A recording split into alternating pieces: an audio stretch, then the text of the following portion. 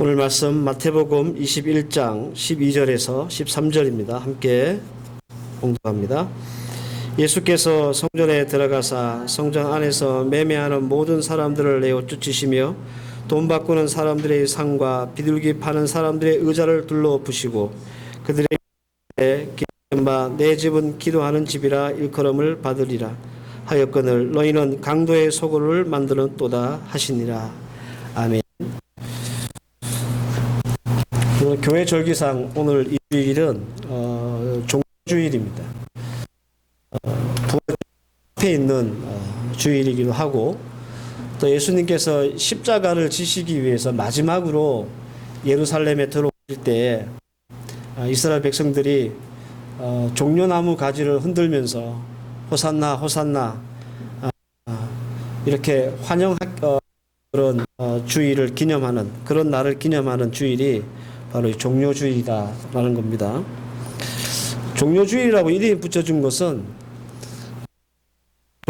때문에 그래요. 종료 나무를 가지를 끊어서 이렇게 막 흔들었기 때문에 그 이름을 종료주일이다 이렇게 붙인 겁니다. 사진을 하나 보내드릴게요.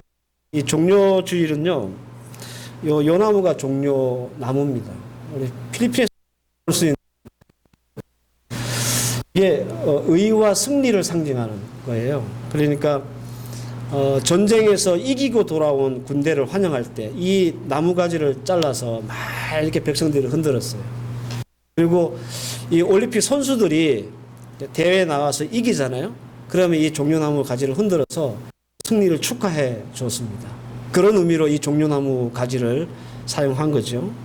따라서 예수님께서 예루살렘으로 들어오실 때 백성들이 이 종려나무 가지를 끊어가지고 호산나 호산나 막 이렇게 하면서 외쳤다는 것은 이 이스라엘 백성들이 예수님이 로마의 압제에서 자신들을 독립시키고 그리고 해방시킬 그런 승리의 주인공이라고 믿었던 그런 기대가 있었다는 거예요. 그러니까 종려나무 가지를 흔들었다는 그 자체가 이 백성들이 예수님께 뭘 원하고 있는지를 분명하게 보여주는 그런 신뢰가 될 수 있다라는 겁니다. 그런데 우리가 다 알다시피 예수님이 이 마지막으로 유월절을 지키시기 위해서 예루살렘으로 들어오신 이유는 로마의 어떤 압제에서 민족을 해방시키고 나라를 독립시키기 위함이 아니라 오히려 빌라도에게 잡혀서 십자가에 못 박혀 죽으심으로 또 우리의 죄를 사하여 주시기 위해서 오셨잖아요. 그죠? 그렇기 때문에 예수님의 입장과 백성들의 입장은 처음부터 이렇게 큰 차이가 있었던 것입니다. 이 차이 때문에 사실은 이제 본격적으로 예수님의 고난과 죽음과 부활의 서막이 열리게 되는 거예요. 그래서 이 종료주일은 어떤 예수님의 이런 앞으로 남은 일주일의 사역을 예고하는 그런 예고편이다 이렇게 보시면 좋을 것 같습니다. 오늘은 그래서 종료주일이고요. 다음 주가 부활주일이기 때문에 제가 우리가 예전에는 금요일 날 한번 모여가지고 정사 예배라고 좀 드리기도 하고 그랬었는데 언제부턴가 이제 안 드리게 됐어요. 그래서 제가 오늘 종료주일부터 부활절까지 예수님께서 하신 마지막 그 행적을 잠깐 상식적으로 여러분들이 알고 계시라고 좀 정리해 드리면 예수님이 오늘 이 본문처럼 예루살렘으로 들어오실 때가 주일이었어요. 이제 6월절이 곧 7일 후에 있습니다. 그리고 들어오시면서 성전을 보시고 우셨죠. 그리고 월요일 날 무슨 일을 하셨냐면 오늘 우리가 읽었던 본문에 나오는 어떤 성전 정결 사건 이렇게 부르는데 성전에서 매매하고 또 장사하는 장사치들을 다 내쫓은 그런 일들을 하셨습니다. 그리고 화요일에는 무화과 나무를 저주하셨고 종말에 대한 예고를 하셨고 이때 가룟 유다가 배반하고 그리고 성전의 지도자들하고 많은 논쟁을 벌이실 때가 화요일이었어요. 그리고 수요일 날은 예수님이 예언하세요. 성전이 파괴될 것이다. 그리고 예수님이 다시 오실 것이다 라고 예수님의 재림에 대한 예언도 하십니다. 그리고 목요일 날 제자들의 발을 씻기시면서 그들과 우리가 아는 그 최후의 만찬이라는 것을 하시게 되는 거예요. 그리고 그 만찬에 있었던 그 새벽, 금요일 날 새벽이죠. 1시쯤 됩니다. 이때 기도하러 겟세마네 동산에 올라가셨다가 거기서 체포를 당하시고 또 모진 조롱과 고문을 당하시다가 9시쯤에 십자가에 달리세요. 그리고 오후 3시에 운명하십니다. 그래서 이 외국 사람들은 13일의 금요일을 굉장히 무서워하거든요.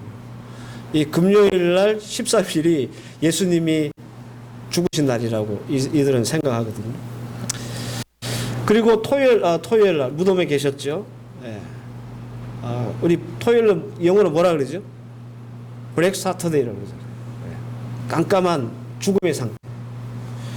그리고 주일, 즉 안식 후 첫날 예수님은 부활하셨습니다. 이게 예수님이 마지막으로 예루살렘에 들어오셔서 일주일을 보내셨던 부활하기까지의 요일별 행적입니다. 그러니까 우리가 이런 행적들을 보면 예수님께서 십자가 사역을 위해 예루살렘을 가장 먼저 하신 일이 성전을 깨끗게 하신 일, 즉 성전 사건이라고 하는 이 일들을 먼저 하시게 됐다라는 겁니다. 저는 부활절을 한 주 앞둔 오늘 예수님이 고난 받으시기 전에 제일 먼저 이 성전을 깨끗게 하신 사건의 의미가 뭔가에 대한 말씀을 여러분들과 함께 살피고자 합니다. 큰 제목에서 성전 정결 사건, 이건 뭐 신학자들이 이 큰 제목을 두고 우리가 주목해야 될 사실이 하나 더 있습니다. 그게 뭐냐면 예수님이 성전을 깨끗게 하신 일은 이번이 처음이 아니었다는 거예요. 요한복음 2장 13절에서 14절 말씀을 보면 유월절이 가까운지라 예수께서 예루살렘으로 올라가셨더니 성전 안에서 소와 양과 비둘기 파는 사람들과 돈 바꾸는 사람들이 앉아 있는 것을 보시고, 그리고 그 이후의 말씀을 보시면 예수님이 노끈을 만들고 노끈으로 채찍을 만들어서 그들을 때리고 상을 뒤엎고 내어 쫓는 사건이 나옵니다.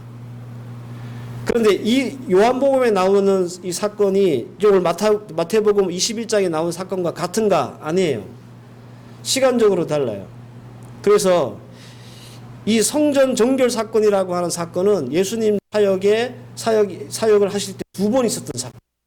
처음에 예수님이 막 사역을 시작하시고 첫 번째 유월절을 맞이하기 전에 한 번, 그리고 마지막 한 번은 예수님이 모든 사역을 마무리하실 제일 마지막 유월절을 지키기 위해서 예루살렘으로 들어가셨을 때 한 번.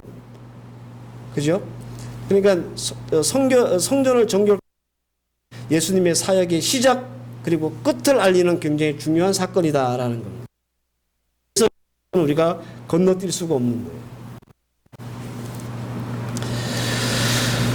굉장히 중요한 사건임에 분명합니다. 그래서 저는 오늘 이 성전 정결 사건이라고 하는 불리는 이 말씀에서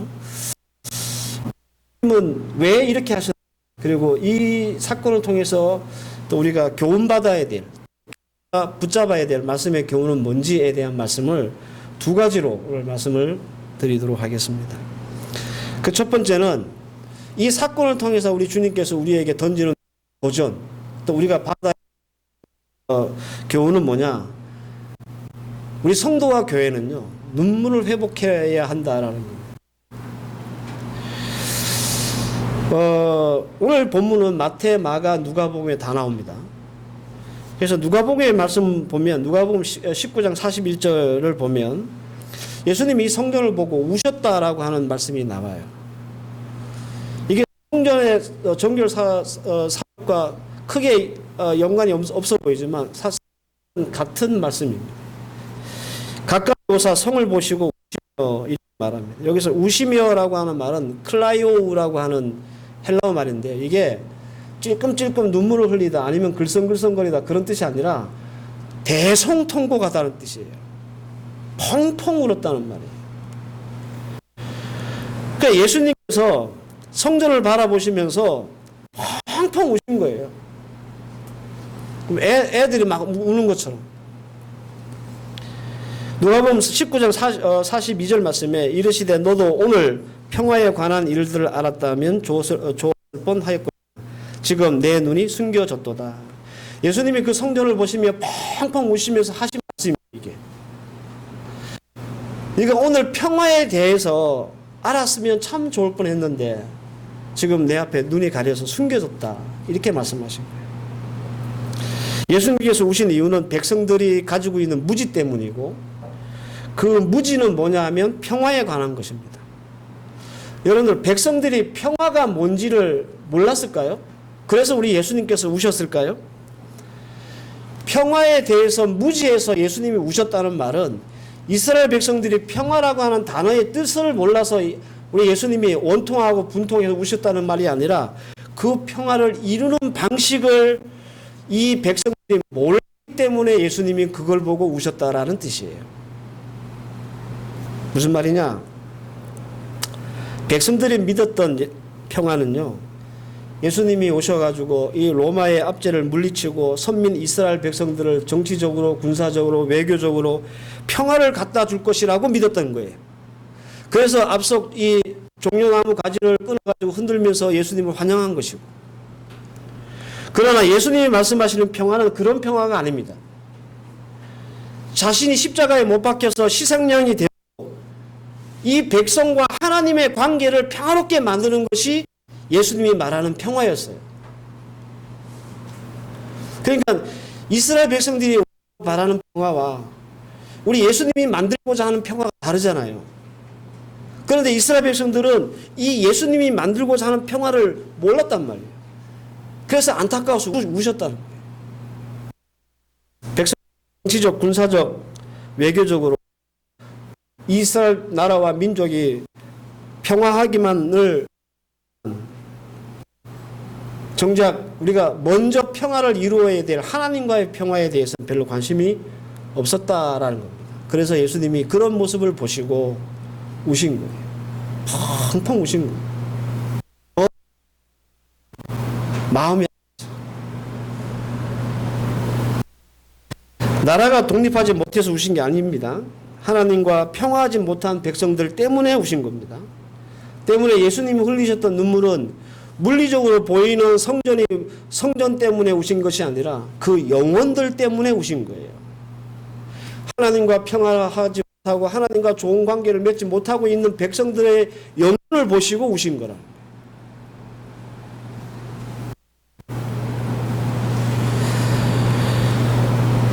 조금 쉽게 말씀드리면 백성들은 예수님을 앞세우고 혹은 예수님을 통해서 나라와 그리고 민족을 독립하는 평화를 원했지만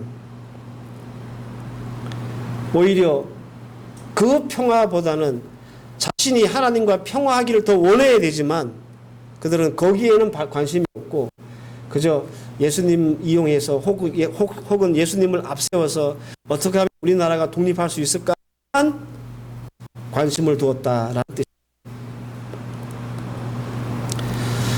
이처럼 여러분 우리가 예수님을 앞세우고 혹은 예수님을 통해서 우리의 생업이나 우리의 자녀의 일이나 우리의 일생이 평화롭기를 우리가 원하지만 정작 내가 하나님과의 평화하는 그런 영혼이 되는 것은 별로 관심이 없다라고 하는 뜻이에요. 말씀은. 나는 예수님 이름 팔아가면서 나는 내 사업이 잘 되고 내 자식들이 잘 되고 잘 먹고 잘 살고 싶은 마음은 있는데 그런 평화를 원하긴 하는데 정작 내가 하나님과 관계가 평화로운 것에 대해서는 별로 관심이 없다는 거죠. 예수님이 오신 포인트가 바로 거기에요. 예를 들어서 여러분들 내가 부모 재산을 물려받기를 원하는데 부모와 관계가 안 좋다. 우리가 그 재산을 물려받으려면 뭐부터 해야 돼요? 부모랑 관계부터 개선을 해야 되죠. 그죠? 근데 마치 우리는 부모 재산을 물려받기 원하면서 부모 그냥 상극으로 사는 그런 삶을 살고 있다라는 뜻입니다. 그래서 먼저 우리가 하나님 앞에 평화해야 될 것은 내 생업이나 내 인생이나 내 가정이나 내 자녀들이 아니라 내가 하나님하고 얼마나 평화한가. 이 평화가 먼저 회복돼야 돼. 그래서 오늘 이 말씀은 나는 하나님과 얼마나 평화로운 사람인가. 더 나아가서 나는 얼마나 하나님과 평화를 만들고자 노력하는 사람인가를 우리에게 도전하는 그런 말씀입니다. 예수님이 흘리신 눈물의 의미가 그렇습니다. 그래서 우리 성도 믿는 사람들은 바로 이 눈물이 회복되어야 되는 거예요. 하나님 앞에서 고민하고 우리가 마음 아파해야 될 것은 내가 하나님하고 친하지 못한 것, 내가 하나님과 평화하지 못한 것, 이것 때문에 내가 애통이야 눈물 흘리고 이런 눈물이 교회이고 성도이다. 예수님은 그렇게 우리에게 말씀하는 겁니다. 내 자신을 돌아보면서 내가 어쩌다 이 주일만 간신히 지키는 성도가 되었을까? 그런 애통함이 있어야 돼. 그런 눈물이 있어야 된다는 거예요. 내가 어쩌다 열심 없는 사람이 되었는가? 그런 가슴 아픔이 우리에게 있어야 합니다. 이게 하나님과의 관계가 평화가 되는 거예요. 근데 우리는 이런 애통함이나 이런 눈물이 없고 내 사업이 안 되면 눈물 흘리고 내 안 되면 눈물 흘리잖아요. 만약 하나님이 바라시는 교회의 모습이요, 정치를 개입해서 권력 투쟁을 해서 평화를 이루는 것이었다면 예수님이 먼저 하셨을 거예요. 예수님이 앞장서셔서 로마의 압제를 물리치시고 이스라엘 나라를 독립시키셨을 겁니다. 근데 예수님은 안 하셨잖아요. 예수님에게 있어서 하나님에게서 중요한 것은 이 나라의 민족과 나라의 독립이 아니고 우리 예수님이 십자가에 못 박혀 죽으심으로 우리와 하나님의 관계를 평화를 이루는 것이었다. 왜냐하면 이 평화가 우리에게 없으면 사실 우리는 아무것도 아니에요. 내가 하나님하고 안 친해. 하나님과 평화하지 않아요. 이런 불편하고 또 좀 이렇게 어려운 관계를 우리가 하나님 앞에 가지고 있으면서 내가 사업이 잘 되고 자녀가 잘 되는 것 좀 위태위태하지 않습니까?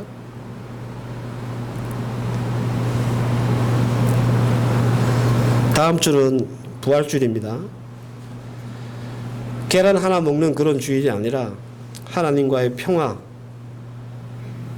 그 평화를 이루지 못하는 나를 발견하고 애통하고 눈물이 회복될 수 있는 그런 부활주일이기를 바랍니다.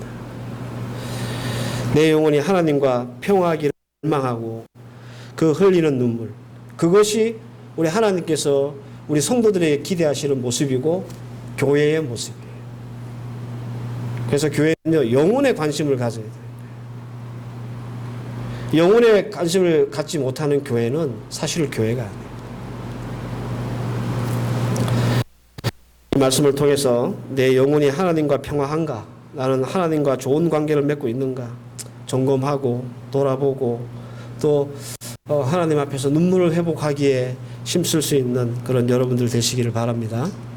두 번째로 예수님께서 이 성전을 깨끗게 하신 사건이 주시는 의미, 왜 예수님께서 이 사건들을 만드셨을까? 혁신 있는 교회와 성도가 되기를 바라시기 때문에 그렇습니다.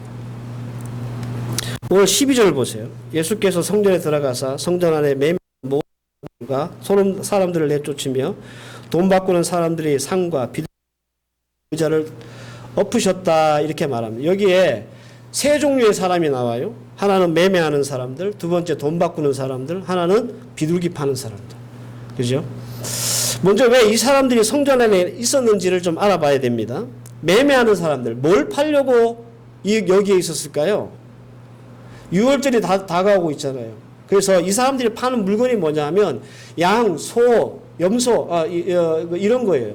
그러니까 6월절 희생 제물을 팔았던 거죠.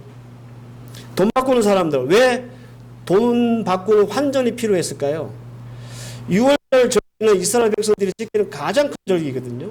그래서 이스라엘 말고 외국에 살고 있었던 사람들이, 디아스포라 했던 사람들이 이 절기를 지키기 위해서 각 처에서 오는 거예요. 그러니까 이 사람들이 각 지방에 살고 있었다가 가지고 있었던 돈이 있을 거 아니에요. 그 돈을 가지고 와가지고 여기서 환전을 해요. 유대인 돈으로. 그래야 그걸 가지고 성전세도 내고 그리고 각종 예물도 드릴 수 있는 거예요. 헌금을 드릴 수 있는 거예요. 환전을 하기 위해서. 그럼 비둘기 파는 사람은 왜 여기 있을까요? 구약 성경에 보면 하나님께 드릴 예물이 종류가 쫙 있거든요. 소부터 이 비둘기까지. 비둘기는 찢어지게 가난한 사람들, 그런 사람들이 드리는 예물이 비둘기예요. 이 말은 하나님이 원하시는 뜻이 뭐냐면, 하나님 앞에 예배하러 나올 때 빈손으로 덜렁덜렁 나오지 마라. 아무리 가난해도 비둘기라도 잡아와라. 그런 말이에요. 그래서 비둘기도 등급이 있어요. 집에서 키우는 집비둘기, 날비둘기. 정 찢어지게 하는 사람들은 뭘 가져올까요? 날비둘기 잡아서 오겠죠. 그거라도 가지고 오라는 거예요. 그런데 그 비둘기를 여기서 파는 거예요. 그러니까 가난한 사람을 위한 이런 비둘기를 준비했다가 이렇게 파는 거죠. 이들은 하나같이 6월절에 하나님 앞에 예배를 드리고 제물을 드리는 목적으로 여기에 와 있는 거예요. 물건을 파는 사람들, 환전하는 사람들, 비둘기 파는 사람들. 그죠? 그래서 한번 생각해 보세요. 어떤 면에서는 이들이 꼭 필요하고 그리고 너무 고마운 사람들 아닙니까? 만약에 제가 이 6월절을 지키기 위해서 저기 터키에 살고 있었는데 이 예루살렘까지 와야 돼요. 그 제일 좋은 이 예물이 뭐냐면 흠없는 1년 된 어린 양이거든요. 근데 내가 집에서 출발할 때는 흠없는 1년 된 어린 양을 끌고 와요. 근데 수백 킬을 오다가 다리를 삔다든지 상처를 입은다든지 그러면 그게 흠 있는 어린 양이 되잖아요. 그거 들여서는 안 되는 재물이잖아요. 그런데 여기 오면 팔아. 흠없는 1년 된 어린 양을. 그러면 여기 와서 사는 게 훨씬 낫지 않아요? 내가 굳이 거기서 끌고 와가지고 수백 킬로 오면서 막 상하고 하는 것보다 이것도 어떤 면에서는 혁신입니다. 그죠? 헌금을 안 하겠다는 것도 아니고 예물을 안 드리겠다는 것도 아니잖아요. 오히려 굉장히 효율적이고 실용적으로 보이지 않습니까? 혁신이라고 한 단어를 사전에 찾아보면 묵은 조직, 풍습, 관습 따위를 바꾸거나 버리고 새롭게 한다라는 뜻이 있어요. 이런 사전적 의미에 비추어 봐서도 지금 이 성전에서 이런 일을 하고 있는 사람들은 굉장히 혁신적인 사람들입니다. 그런데 예수님은 왜 이렇게 이 혁신적인 사람들에게 화가 났을까? 두 가지 견해가 있습니다. 하나는 이 매매하고 환전하는 사람들이 레위 사람들과 제사장들이기 때문이다라고 하는 견해가 있어요. 그러니까 이런 날은 그냥 대목이죠. 이 제사장과 이 레위 사람들 입장에서는 뭐 엄청난 많은 숫자들이 각지에서 몰려오니까 이때 아니면 한몫 잡을 기회가 없는 거죠. 그래서 이들이 직접 이렇게 희생 제물도 팔고 레위 사람들 혹은 제사장들이 그래서 예수님이 뚜껑이 열렸다 이렇게 주장하는 주장이 있습니다. 또 다른 주장은 뭐냐면 성전 안에서 불경스러운 일, 즉 매매를 하는 일이 벌어졌기 때문이다라고 하는 그런 견해가 있습니다. 제가 사진 하나를 보여드릴게요. 여러분들 보시기 바랍니다. 저 큰 사진이 솔로몬 때 지었던 성전의 구조예요. 그리고 조그만 사진이 헤롯이 지었던 성전의 구조예요. 그러니까 성전이라고 하는 건축물의 오리지널은 뭐냐면 솔로몬이 지었던 성전입니다. 그 오리지널을 비교해서 헤롯이 지었던 헤롯 성전을 보세요. 특이한 게 하나 있습니다. 그게 뭐냐면 이방인의 뜰이라고 하는 것이 생겨났어요. 이거는 헤롯이 원래 에돔 사람 출신이잖아요. 그래서 성전을 다시 건축할 때 이방 이 유대 사람들한테 호감을 얻기 위해서 좀 구조를 바꿨어요. 바꾸면서 이방인의 뜰이라고 하는 이방인들이 와서 하나님 앞에 예배할 수 있는 자리를 만든 거예요. 이들이 물건을 팔았던 곳이 어디냐? 이 이방인의 뜰입니다. 안에 지성소나 아니면 뭐 유대인의 남자의 뜰이나 여자의 뜰이나 이렇게 들어간 게 아니라 이방인들을 예배하기 위해서 만들어 놓은 그 뜰에서 이들이 물건을 파는 거예요.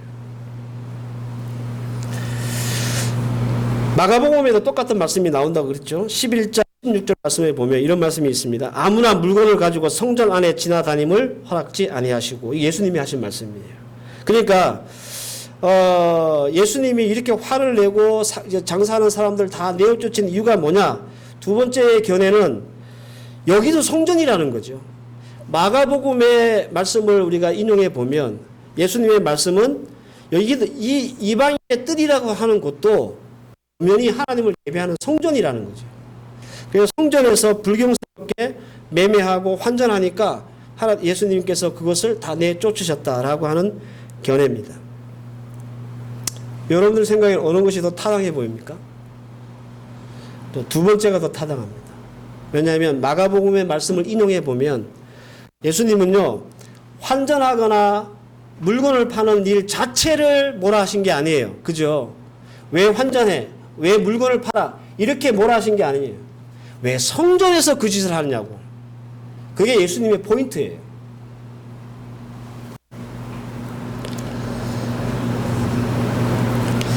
예수님의 분노하신 포인트는 장사나 환전이 아닙니다.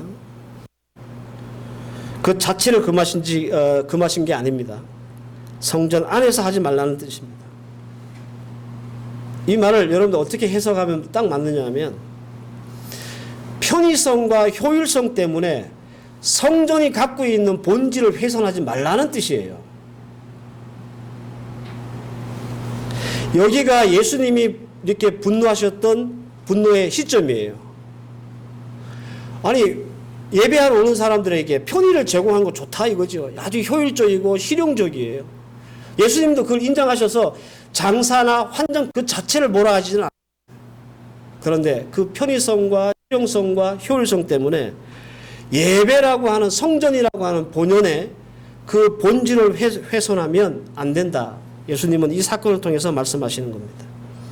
따라서 예수님의 이 성전 정결 사건이 부활절을 앞둔 우리에게 아주 중요한 교훈을 주는 교훈은요, 우리 성도들과 교회 혁신되어야 하는데 이 혁신의 목적과 방향이 우리의 편의나 효율이나 실용에 있지 않고 신앙의 본질에 있어야 한다는 거예요.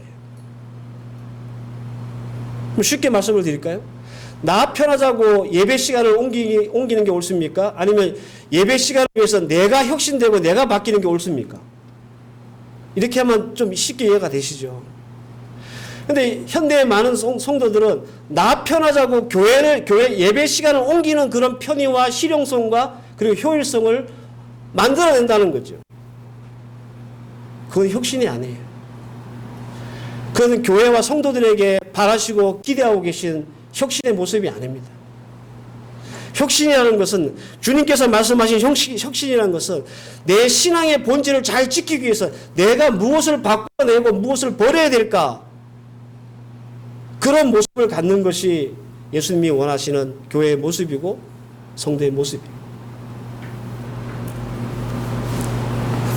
우리 교회 아주 오래된 역사인데 예전에 그 깔라얀 3층에 상가교회에 있을 때 그때 이제 주말 되면 우리 성도님들 뭐 1여성교회, 2여성교회 그래가지고 교회 청소하러 나셨죠. 그죠? 그래서 토요일 이제 오전에 와서 청소하고 가시고 그랬거든요. 당번이 있었어요. 처음에 좀 잘 하시더라고요.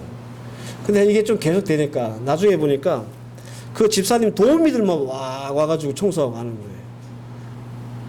이 집사님 아떼, 김 집사님 아떼, 박 집사님 아떼들만 으르르 와가지고 그러니까 물어봐. 너 어느 아떼야? 그럼 누구 마음 누구라고 그래요.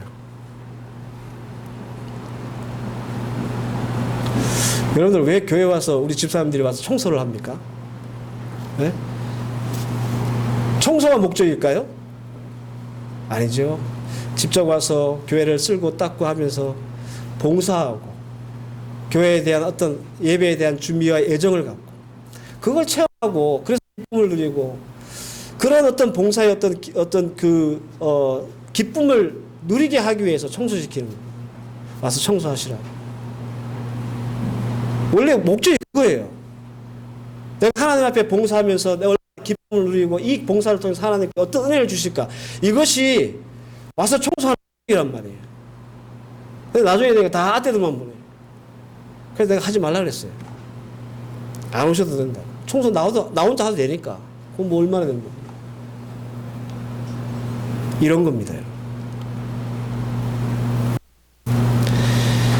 이사야서 56장 7절 내가 그를 나의 산성으로 인도하여 기도하는 내 집을 그들을 기쁘시게 할 것이며 그들의 번제의 희생은 나의 단에서 기꺼이 받게 되리니 이는 내 집은 만민의 기도하는 집이라 일컬음이 됨이라. 이게 예수님께서 성전을 깨끗이 하시면서 인용하셨던 말씀입니다. 성전은 온전한 예배를 드리는 곳, 기도하는 곳. 그래서 그곳에서 기쁨과 은혜를 누리는 곳, 그것이 교회입니다. 사랑하는 성도 여러분, 기도에 힘쓰기 위해서 내 삶을 혁신하고 있는가? 오늘 우리가 신령과 진정으로 하나님 앞에 예배하기 위해서 우리는 어떤 혁신함을 가지고 오늘 이 예배에 왔는가? 예수님은 편의와 효율과 실용만을 목적으로 하는 목적이 된 이 모습들을 두시고 뭐라고 하셨냐면 강도의 소굴이다 이렇게 말씀했어요. 그리고 어쩌면 교회를 강도의 소굴로 만들고 있는 장본인은 혁신이 없는 우리 성도일 수도 있습니다. 우리가 다 알고 또 세상 사람들이 다 인정하듯 교회는 어느새 교회다움을 잃어버린 지가 오래됐습니다. 돈에 굴복합니다. 그럼에도 불구하고 교회는 또 성도들은 내 생업, 가정, 자녀 이 평화만을 원하지 정작 내가 하나님과 얼마나 평화로운 사람인가에 대해서는 별로 관심이 없다. 더 나아가서 내가 주께서 죽으심으로 우리에게 주신 이 믿음과 신앙, 구원의 은혜를 잘 지키고 보존하기 위한 혁신도 없다. 그러면서 맞이하는 부활절이 무슨 의미가 우리에게 있겠습니까?